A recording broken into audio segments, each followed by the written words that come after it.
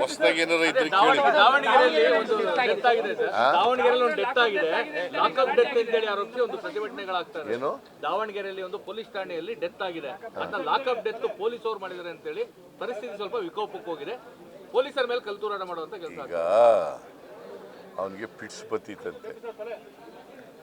ಅದಕ್ಕೆ ನಾನು ಏನು ಹೇಳಿದ್ದೀನಿ ಅಂತಂದರೆ FIR ಹಾಕದೇನೆ ಪೊಲೀಸ್ ಸ್ಟೇಷನ್ ಕುಳಿಸ್ಕೊಂಡಿದ್ರಲ್ಲ ಅದು ತಪ್ಪು. ಅದಕ್ಕೆ ಆ ಇನ್ಸ್ಪೆಕ್ಟ್ರು DYSP ಸಸ್ಪೆಂಡ್ ಮಾಡಿ ಅಂತೇಳಿ. ಯಾಕಂತಂದರೆ FIR ಮಾಡದೇ ಯಾರನ್ನೂ ಕೂಡ ಕರ್ಕೊಂಡು ಕುಳಿಸ್ಕೊಳ್ಳೋಕ್ಕಾಗಲ್ಲ. ವಿಚಾರಣೆ ಮಾಡಿ ಕಳಿಸ್ಬಿಡ್ಬೇಕು, ಅಲ್ಲೇ ಇಟ್ಕೊಳ್ಳೋಕ್ಕಾಗಲ್ಲ. ನಾನು ಅದಕ್ಕೆ ಪೊಲೀಸ್ನವ್ರದ್ದು ತಪ್ಪಿದೆ ಮಾಡಿ ಅಂತೇಳಿ. ಬಟ್ ಲಾಕಪ್ ಡೆತ್ತಲ್ಲ ಅದು, ನಾನು ವಿಚಾರಣೆ ಮಾಡಿದೆ ಈಗಾಗಲೇ. ಲಾಕಪ್ ಡೆತ್ತಲ್ಲ, ಅಲ್ಲಿ ಕರ್ಕೊಂಡು ಹೋಗಿದ್ರಲ್ಲ ಆಸ್ಪತ್ರೆಗೆ ಪಿಟ್ಸ್ ಬಂದಿತ್ತಂತೆ ಅವನಿಗೆ. ಆಸ್ಪತ್ರೆಗೆ ಕರ್ಕೋದ್ಮೇಲೆ ಅವನು ಸುಮ್ಮನಾಗಿದ್ದಾನೆ. But it is subject to enquiry, ಗೊತ್ತಾಯ್ತಾ?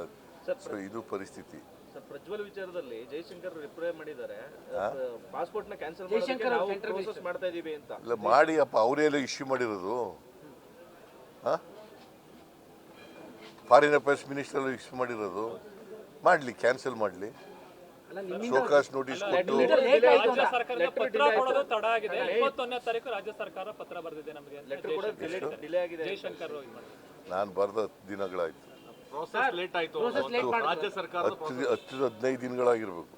15 ದಿನಗಳಾಯ್ತು ಬರೋದು. ನಾನು ಮೊದಲನೇ ಲೆಟರು, ಎರಡನೇ ಲೆಟರ್ ಪೊಲೀಸ್ನವ್ರು ಬರೆದಿದ್ದಾರೆ, SIT ಅವರು ಬರೆದಿದ್ದಾರೆ. ಇನ್ನು ಏನು ಬರೀಬೇಕಂತೆ ಅವ್ರಿಗೆ?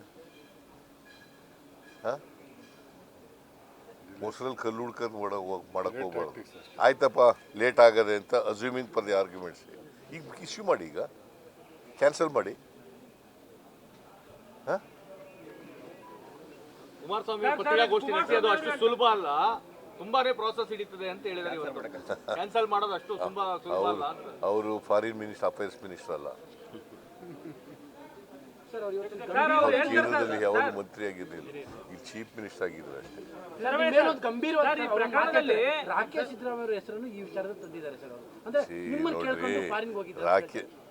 ಸಿದ್ದರಾಮಯ್ಯ ಅವಳು ಸತ್ತು 8 ವರ್ಷ ಆಯಿತು. ಈಗ ವಿಚಾರನ ಪ್ರಸ್ತಾಪ ಮಾಡೋದಿದೆಯಲ್ಲ, ಅದು ಮೂರ್ತನ. ಆ ಇಶ್ಯೂ ಡಿಫರೆಂಟು, ರಾಜಕೀಯಕ್ಕೋಸ್ಕರ ಮಾಡ್ತಕ್ಕಂಥದ್ದು. ಅವರು 2016ರಲ್ಲಿ ಸತ್ತೋದ. ಈಗ ಎಷ್ಟನೇದು ಇಷ್ಟು? ಈಗ ಅದಕ್ಕೂ ಇದಕ್ಕೂ ಸಂಬಂಧ ಏನು? ಇಲ್ಲಿ ಇವ್ರ ಅಣ್ಣನ ಮಗ ರೇಪ್ ಮಾಡಿದ್ದಾನೆ ಅಂತ ಇರೋದು ಕೇಸು. ರೇಪ್ ಮಾಡಿದ್ರಲ್ಲ, ವೈರಲ್ ಮಾಡಿದ್ದು ಇನ್ನೂ ಅಪರಾಧ ಅಂತ ಸರ್. ಅವರು ವೈರಲ್ ಮಾಡಿರೋದು ಇನ್ನೂ ಅಪರಾಧ. ಅದು ಇಲ್ಲಿ ಯಾವ ಸೆಕ್ಷನ್ ನಲ್ಲಿ ಹೇಳ್ತಾರೆ? ಅಲ್ಲ, ಮಹಿಳೆ ಅಲ್ಲ, ಯಾವ ಸೆಕ್ಷನ್? ಇಂಡಿಯನ್ ಪೀನಲ್ ಕೋಡ್ ನಲ್ಲಿ ಯಾವ ಸೆಕ್ಷನ್ ಹೇಳ್ತದೆ? ಇಂಡಿಯನ್ ಪೀನಲ್ ಕೋಡ್ ನಲ್ಲಿ ಸೆಕ್ಷನ್ ಹೇಳಿದ್ರೆ ಕೋಟ್ ಮಾಡಿದ್ರೇನೆ ಮತ್ತೆ ಮಾಡದೆ ಹೋದ್ರೆ ಇಂಡಿಯನ್ ಪೀನಲ್ ಕೋಡ್ ಅಲ್ವಾ? ಅದ್ರ ಪ್ರಕಾರ ತಾನೇ ಶಿಕ್ಷೆ ಕೊಡೋದು. ಯಾವ ಸೆಕ್ಷನ್ ನಡಿನಲ್ಲಿ ಕುಮಾರಸ್ವಾಮಿ ಹೇಳೋದು ಹೇಳ್ತಾ ಇದ್ದಾರೆ. ನಾನು ಅದನ್ನು ಅವ್ರ ಮುಖ ತೋರಿಸಿ ಇದೆಲ್ಲ ಮಾಡಿ ಪ್ರಚಾರ ಮಾಡೋದು ಅದು ರೈಟ್ ಸರಿ ಅಂತ ಹೇಳಕ್ಕೆ ಹೋಗಲ್ಲ. It is also an offence. But ಇವ್ರು ಹೇಳೋ ಪ್ರಕಾರ ಇದು ರೇಪ್ಗಿಂತ ದೊಡ್ಡದು ಅಂತ ಹೇಳ್ತಾರಲ್ಲ, ಯಾವ ಸೆಕ್ಷನ್ ಅಡಿಲಿ ಬರ್ತದೆ ಅದು?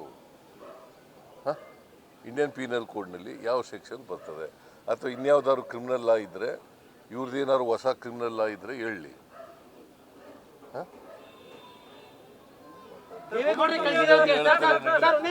ಈ ವಿಡಿಯೋ ನಿಮಗೆ ಇಷ್ಟವಾದಲ್ಲಿ ಲೈಕ್ ಮಾಡಿ, ಶೇರ್ ಮಾಡಿ, ಸಬ್ಸ್ಕ್ರೈಬ್ ಮಾಡಿ.